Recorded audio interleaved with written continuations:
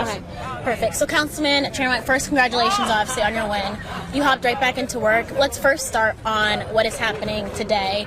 One thing your constituents always say about you is that you're the one person that is here physically, visibly, and giving out. So talk to us about what's happening today. I know we have 800 turkeys. What was it like to see so many people come out today? Well, we want to thank everyone who gave that made this possible.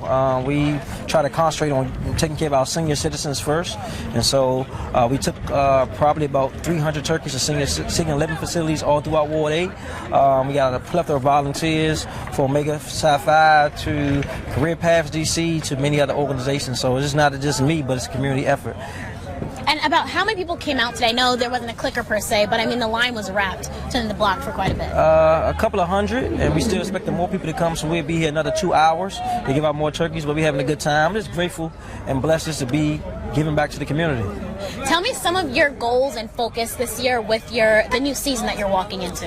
One of our goals is to create more equitable housing and low and moderate income affordable housing in the district. I think we haven't done a good job of drilling down on that. We are building a lot, but we also want to create more access to jobs and careers and entrepreneurship opportunities. So I did the Dream Grant. I also did the Ward 8 Community Investment Fund to give more businesses, because we want to own in our community, not just want to consume and buy, we want to own in our community. So I'm going to double down on that. We also want to make sure we are focusing on wraparound service involving education. Our youth and young adults are coming through our schools, but then finding nowhere to work in our city. That's a thriving city. We got to make sure we find our part for our youth and young adults to participate in the American dream in our city. You mentioned making sure people have their own investment in their community. I know there was the name of the development or housing is skipping my mind, but I know something you did that is unusual is that the people living there also have an interest in the property as well, because we hear the conversation about affordable housing all the time, but in what I've learned, it's the developers benefiting the most. So tell me about some of the work you are doing to make sure that your people... So even with the Reunion Square project right behind us, we included a portion of the project where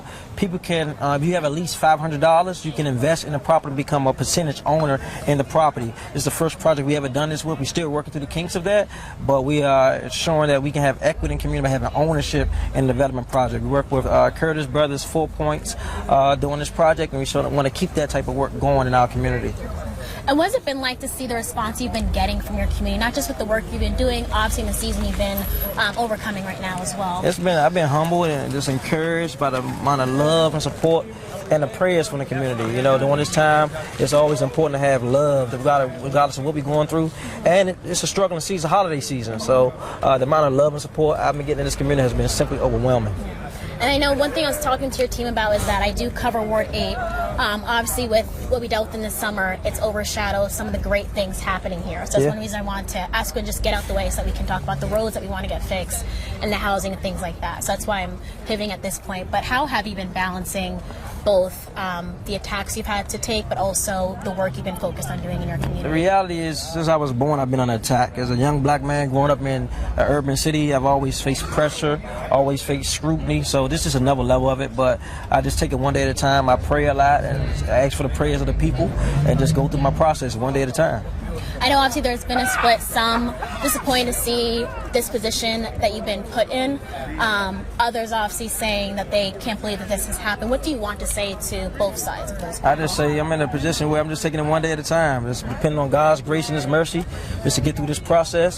Just appreciate the love, the prayers, and the support from the community, especially my staff has been remarkable during this time, and those who come to volunteer today. We just got to keep stuff going like this to make sure we keep the people as a priority in the community. And then in regards to the allegations, what would you want people to know that you haven't said? I know you've been drilled, annoyed, hammered about this nonstop, but what is something you feel like you haven't had a chance to say? Well, I can't speak about an open investigation, open case. Gotcha. And then I know one question some had was, I know you may not be able to answer, but why you did or didn't take a plea in this situation? I can't speak about an open investigation or case. Understood. And then I know we have until next January. What are some things you do want to focus on in that time period? I know people may think it may be a distraction. What do you want your constituents to know? We're going to continue to do what we're doing right now. That's come to work every day, answer the calls, see how we can be of service and serve God's people each and every day. And what about being on council, knowing that they have this team created? I know the last time you spoke, you said they need to listen to the people. What has it been like working with your other council members? I focus on the task at hand. My job is to be the Ward 8 representative on each and all issues coming through my desk. We read, we study, we focus on the issues to figure out how we can create an equitable city by putting more resources right here in the great Ward 8 each and every day. And my last question, I know obviously there was a lot that came out, whether it's videos or pictures. For those that say he did or he did not do it, what do you want to say to both sides? I can't talk about an open investigational case. Gotcha. Was there anything else you did want to say? That's it. Thank you. I I appreciate you. Thank you. Thank you.